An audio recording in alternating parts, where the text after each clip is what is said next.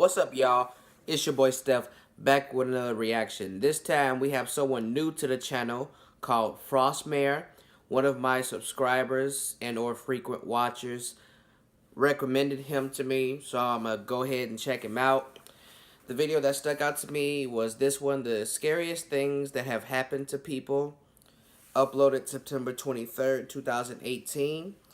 Now, I've never heard of Frostmare until that person recommended him, but I took a quick glance at some of his other videos and I see that it's him reacting to scary footage, and I would prefer it just be like the voice explaining what's going on in the video instead of him actually like being there. So that's kind of how I am. So I don't really plan to react to any of those videos where he's actually on the screen reacting to something. Like I'm reacting to his reaction, but we're both reacting to the same video. Y'all know what I mean? I prefer it just be a voice narrating it. So this one doesn't have him on the screen reacting to it. He's just telling these scary stories so I can get with this. So down in the description will be a link to Frostmare's channel along with the link to this original video so you guys can go see it for yourselves without my commentary. Without further ado, let's get into it. The world is full with unexplainable and creepy things that happen night and day. Chances are that even you became witness of something strange that you could not find any explanation for. In this video, we want to take a look at 10 creepy things that actually really happened to different people.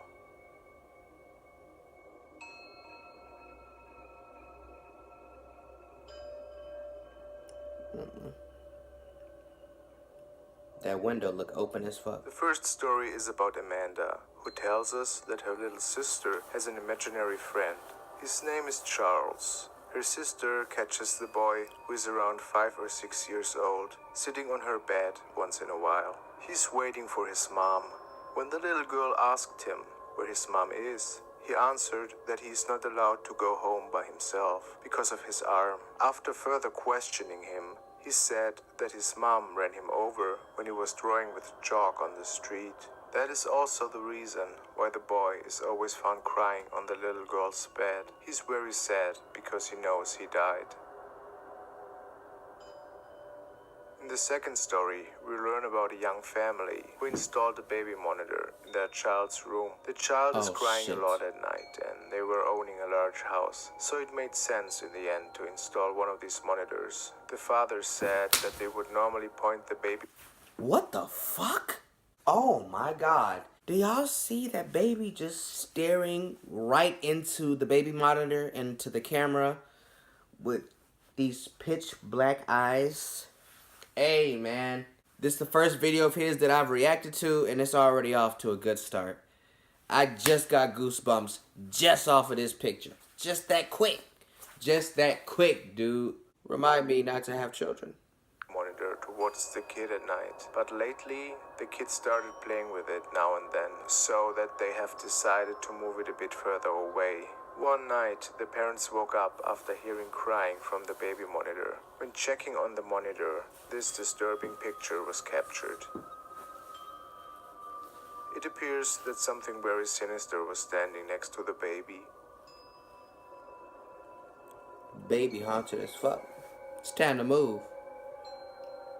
Next, we hear about Jordan, who is waking in the middle of the night because she had to go to the bathroom. Slowly walking outside of her room, her cell phone in one hand and not really paying attention because it was pretty dark, she bumped into a girl in a white dress, still halfway asleep. She apologized and kept walking without even looking up. Moments later, it dawned on her that no one else was home that night, since her parents were still visiting family over the weekend. When she checked if someone else was in the house, she could find no one. The next day, a friend came over to pick her up. They wanted to go to the movies together. After answering the door, the friend asked why Jordan was staring at him through the upstairs window and why she had changed out of her white dress. Bruh. The next story is about Catherine, who was giving an old Ouija board a try last weekend with a bunch of her friends. Why? No one except Catherine was really a believer, and they were joking a lot that these boards don't work and that it is all just made up. After starting the game, Catherine asked the spirit world to please prove to everyone that this is not a game, and for proof, a ghost should touch her shoulder. They never got any response, nor did the piece of wood move once. Karen suddenly felt a stinging pain in her back. When a friend was checking on her, they found 3 handprints on her back. They were red and puffy, like someone had slapped her on the back. At night, she was plagued by a horrible nightmare about an old woman standing in her bedroom. She never touched the board again. I'll bet. When Motherfuckers gonna learn. Christina was visiting her brother and family over the weekend, she was staying with them in their old Victorian house. She was lying on the futon with her little niece, and both were slowly drifting off. It was around 2 a.m. in the morning. Suddenly, without any notice, the TV turned on, full blast with a static screen. Both pretty much jumped out of the bed. It took Christina a couple of moments to relax a little. When she was asking her little niece why the TV would turn on its own, and if that ever happened before, her niece just shrugged and answered that they turn it on every night at this time. Right before the little girl fell back to sleep, Christina was not able to sleep anymore that night.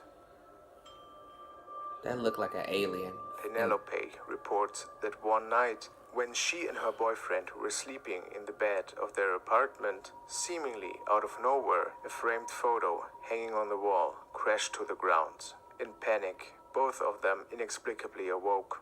In this moment, her boyfriend was saying that this situation was pretty terrifying because he was dreaming the exact same thing 1 minute ago, but that Penelope's mother was stabbed to death in his dream.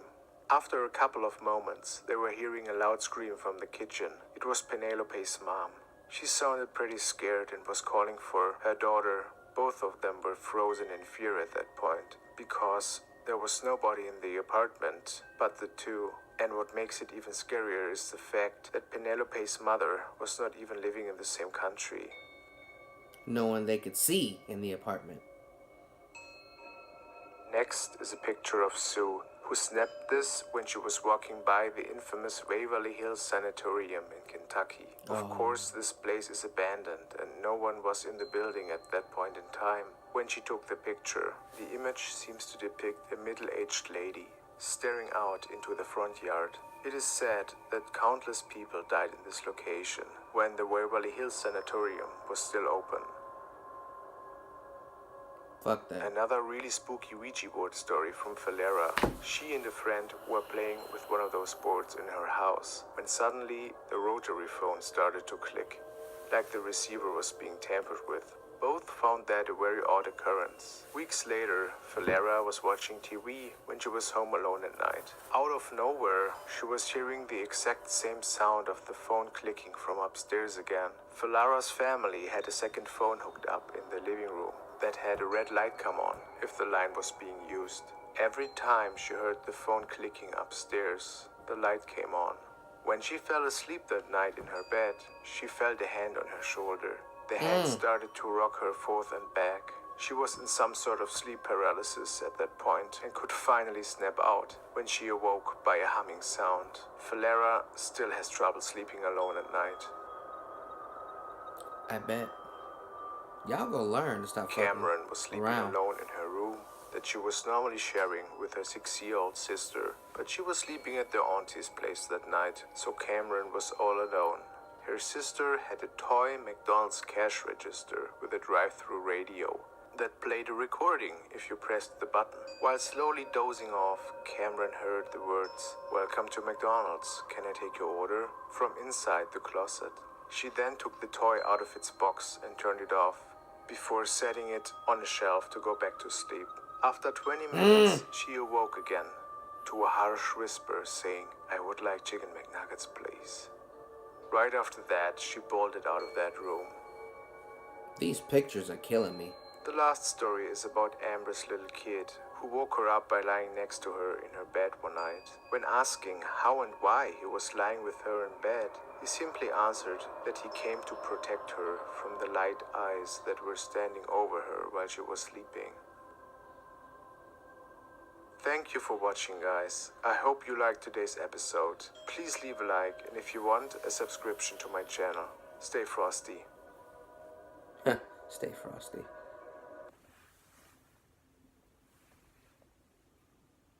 Don't do anything. Okay, good. It got quiet there for a minute, and there was like 6 or 7 seconds left of the video. So, like I said, this is my first time reacting to one of his videos, so I didn't know if he did some type of jump scare at the end like other content creators and narrators do. I'm glad he didn't, because that would have scared the shit out of me. This is why I watch videos like these at night. It is, what, 12:22 at night / in the morning. This is the perfect time to watch shit like this, because you get the full creepy and scare factor. You know, it's like, yeah, I watch a lot of horror stuff during the day, and because there's light, you feel a little bit more comfortable. But depending on how scary the pictures or the stories or whatever it is, whatever level that it's at, I've been jump scared a few good times watching scary videos in the daytime. I think that goes for anybody, really, because there are some people out here who claim they're not afraid of anything, even though that's bullshit. But that's a story for another day. I fucks with your boy Frostmare, though. I'm pretty sure y'all already saw that coming. I don't think I've came across any horror content creators or narrators that I've reacted to where I was dissatisfied with their content, so I never reacted to them again. There might be one, maybe two, but I think that's it. And I can't even really say I don't like their content. They're not active anymore, or they're not that active, like, at all. It's like very seldom where they'll upload a video, so I can't react to their content because they barely put any out. But all the people that you guys have been suggesting have really worked out. I'm grateful that I have people like you guys who watch these videos, even though these videos don't get that many views, likes, or comments, and probably don't get shared to social medias to get, to go viral, so, I could bring in more watchers. But I am grateful for the little fan base that I do have. And I'm glad you guys really pay attention. You know the type of stuff that I like to react to. You know the type of stuff that piques my interest. And you recommend it to me. And I have been satisfied every time. So thank you guys for that. What did you think of this story? Leave your comments down below.